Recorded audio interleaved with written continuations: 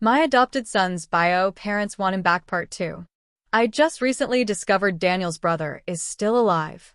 He's suffering from leukemia and needs a bone marrow transplant. The whole reason why Daniel's bio family reached out was to have Daniel tested to see if he was a match.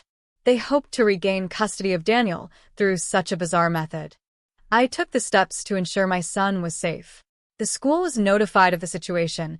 I filed a police report about the incident. CPS was informed about it as well, and my lawyer sent Daniel's bio family a cease-and-desist letter. The authorities are currently trying to find out how Daniel's bio family found my address. I found out about the truth 2 days ago from someone who claimed to be Daniel's paternal grandmother. She came to my door with a fearful and concerned expression on her face.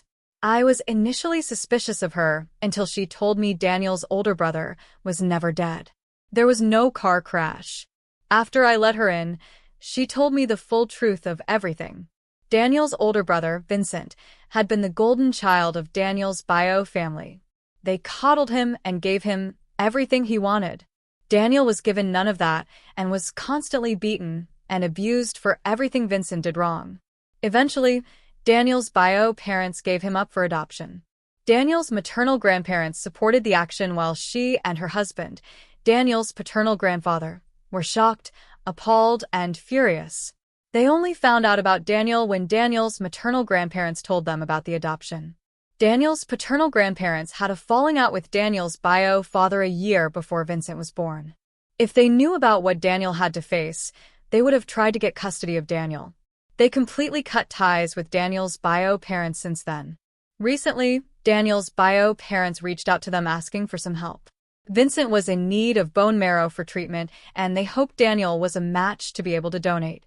They wanted Daniel's paternal grandmother to come to my house to pressure me into agreeing on Daniel's behalf.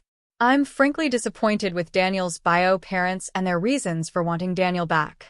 I had a little bit of consideration they may be actually remorseful and wanting to make amends. Guess I'll have to throw it away now that I know the truth. Daniel's paternal grandmother, Kathy, wanted to warn me about strangers approaching Daniel and me about saving lives through taking risks or something similar. She gave me her phone number and told me to call if Daniel wanted to meet her and his grandpa. She left in her white sedan she arrived in and drove off.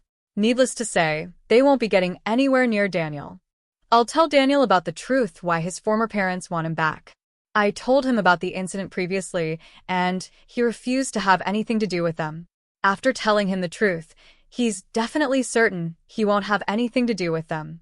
He told me Vincent treated him badly, and he doesn't want to help a bad brother. I won't pressure him to donate against his will, especially with the negative health effects I heard about donating bone marrow. Daniel doesn't deserve to suffer any of that without any gratitude from recipients.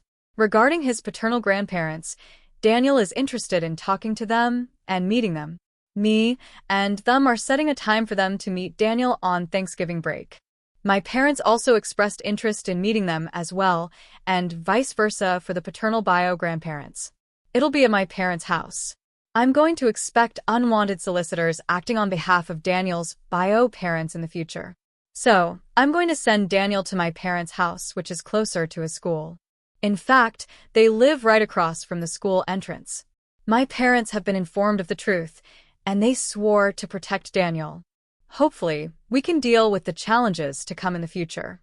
It's better to be safe than sorry in the long run.